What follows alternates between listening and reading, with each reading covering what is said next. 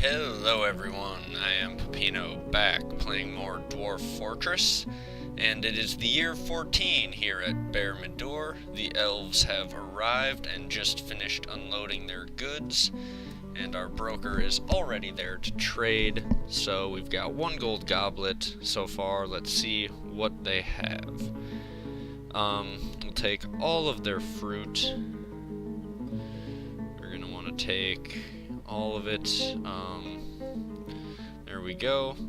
I think we missed the first one, yeah. Alright. We'll take those apples.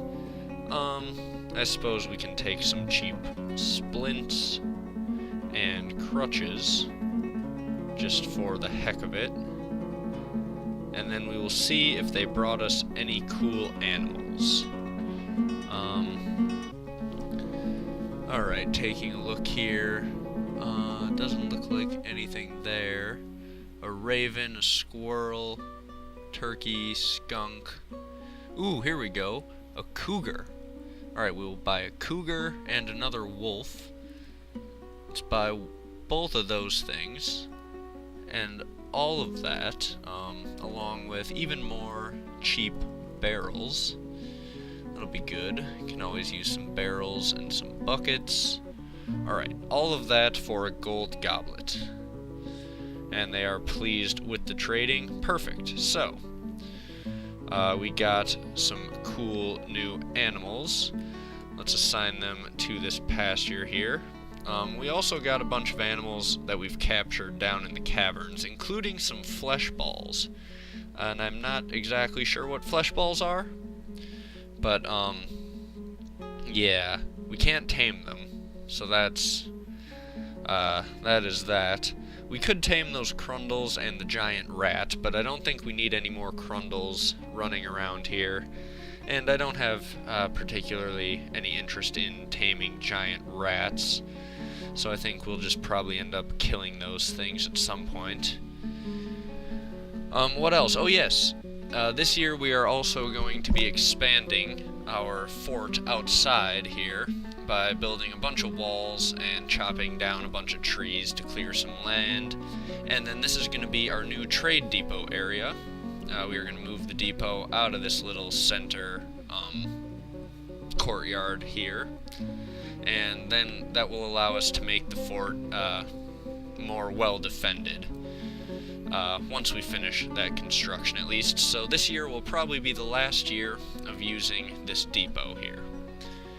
We'll use it through this year, and then by next winter we'll have the new one up, and then on the next trip around we will use that. So I guess we have just finished trading with the elves. We will let this construction and wood cutting get started, and I will bring you guys back as soon as something interesting is happening. Okay, so something interesting has happened. Rimtar here has withdrawn from society and has just claimed a craft workshop. Let's follow him, see what he's gonna go and grab. First thing he's gonna get is some native gold, it looks like. Or no, that's limonite, not gold. So he's getting some limonite, I think. Pretty sure that's what that is. So we'll see what else he eventually goes and gets. But we have another artifact on the way, which is always a good thing. How is the engraving coming? We're getting large portions of this engraved, at least. That's good. This is going to be a slow process, but hopefully soon all of these rooms will be completely engraved. And our dwarves will have so many happy thoughts that they can't keep getting depressed and throwing tantrums and things like that. So let's go back to following this guy. Actually, no, we don't need to follow him anymore because he's begun his mysterious construction. So, we will let that continue, and we will let the simming continue, as we are now working our way into mid-spring. All of the water has thawed, so that we don't need to go down to the caverns anymore to get to the wells. which is good. We've let the cougar and the new wolf that we bought roam around the fortress, and they are free to become pets of any dwarf who they decide to adopt, which would be pretty cool if that could happen.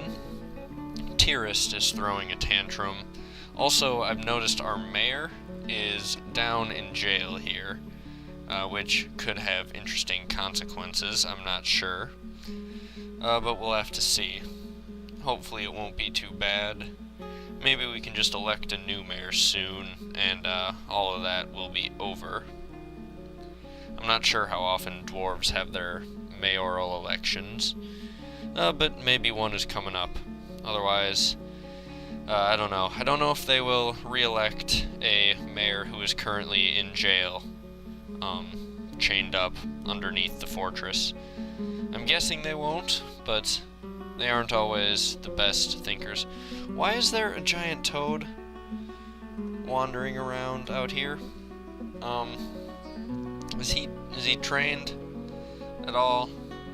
We should probably check that. He's semi-wild. Well then. He got out of his cage somehow. Let's just send him to be slaughtered. That's probably a good thing to do. Okay, so we've had one migrant arrive. That gets us back up to 85 total dwarves. Even if it's not for long, with the two that are stark raving mad and probably gonna die at some point because of it. At least they are chained up when they're stark raving mad, because I think otherwise they go around and start like trying to kill people. But they are not gonna be doing that this time, because they are already chained to a wall.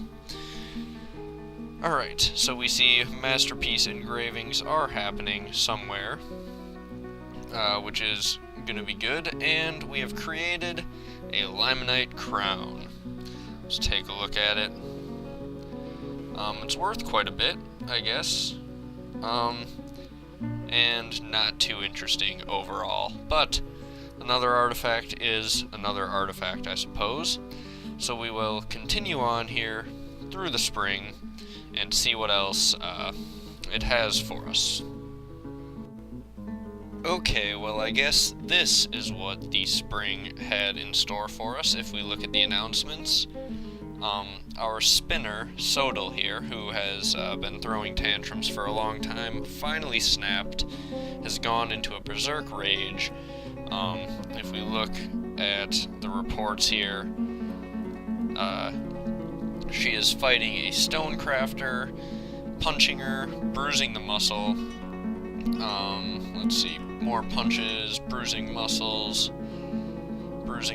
and pancreas, and latching on firmly. We have set our entire military to kill Sodal before she does too much damage.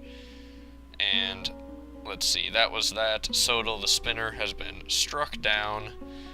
These two, I guess, are resting after just getting in a fight.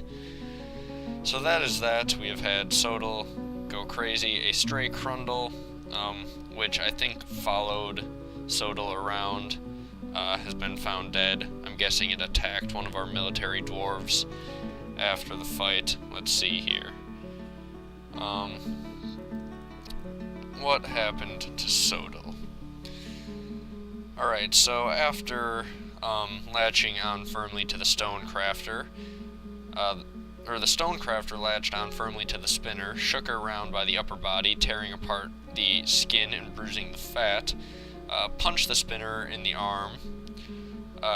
Fish cleaner came in and kicked the spinner in the upper body, bruising the heart. So I'm picturing just a flying jump kick by the fish cleaner to enter the fight. Then a punch to the leg. The spinner took a kick to the foot, a kick in the neck. Wow, okay. A stray Crundle joined in the fight. Oh, the Crundle, I guess, bit the spinner. The spinner punched the Crundle in the head and killed it. So the Crundle died there. And then if we scroll through here, you can read all of the details here. But the militia captain eventually came in with a weapon and started attacking, and then the final attack was to the head, and the injured part exploded into gore. So that is how Sodal finally came to an end. All the tantrums, all the depression, all of that good stuff should be finally over for Sodal now. So that is that. The merchants from Sariv Iilo have left on their journey. I will see you next year, elves. Hopefully they don't get too pissed about me chopping down a bunch of trees right in front of them. And if they do, I guess I don't really care. So, once we chop down these trees that were in the way of our wall foundations, we'll be able to finish placing the construction of the walls, and then it'll just be a matter of time before our dwarves get around to actually, finishing the walls. For some reason, why are they placing a bunch of stuff right there? That's a bit of a weird thing. They've placed a bunch of all of that stuff right there, and we are eventually going to need to build a wall there. So that's not good. We'll figure that out in a little bit, I guess. But that is all good. We have taken out the Berserk Dwarf and didn't do too much damage. We've still got a couple going crazy down in our jail, but they shouldn't do too much damage either.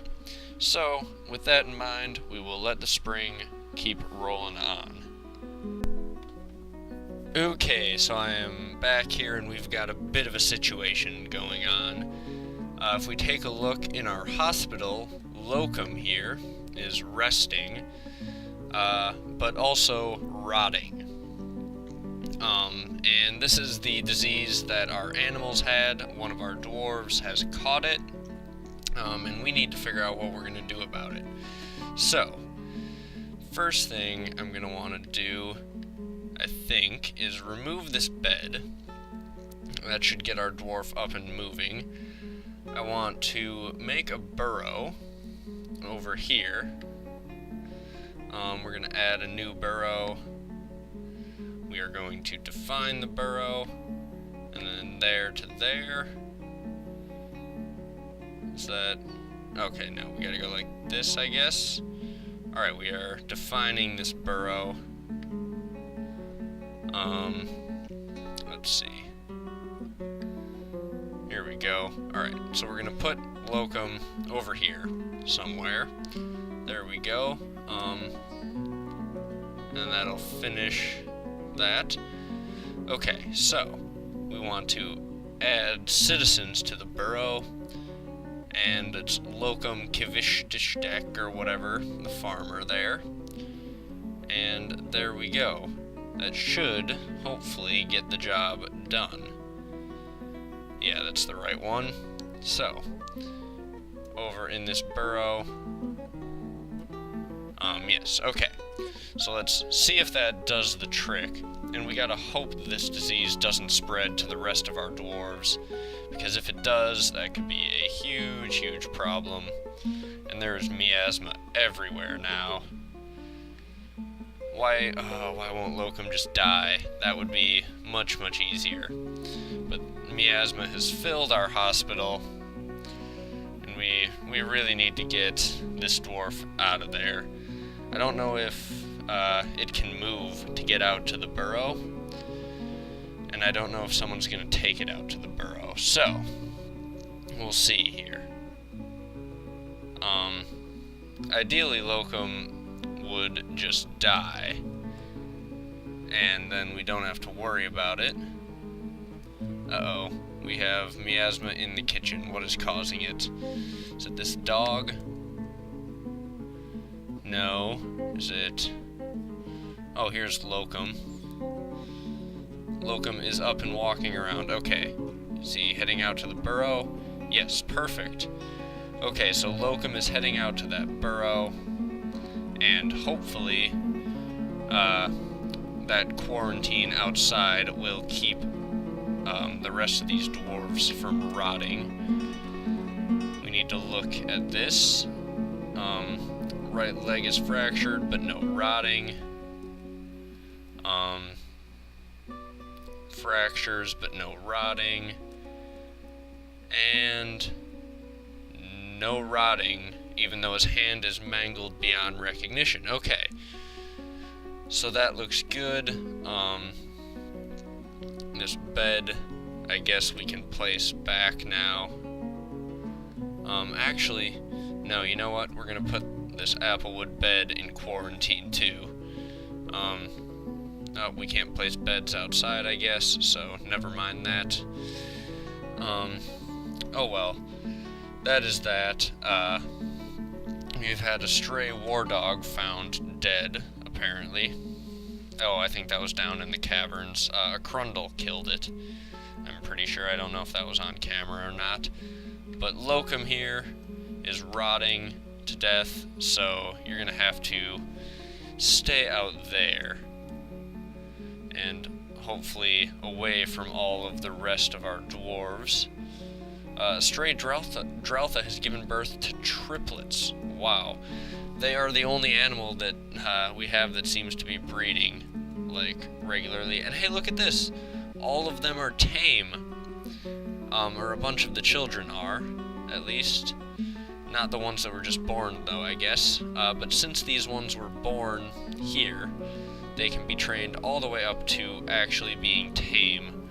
Let's see if any of our Crundles are tame. No, we just have a bunch of them trained. And then a bunch of these that are down in cages that are not trained. Okay, so our Draltha breeding has actually gone very, very well. We're going to be to the point where we can start slaughtering them for meat if we want to. The thing is, we don't actually need any meat. But that is that. So at least for now, it looks like we have taken care of that plague, the necrosis or whatever it's called, that causes your dwarves to rot. Because we don't have any more clouds of miasma springing up. But I will monitor the situation, and I will let you know if we have any more outbreaks of that deadly plague.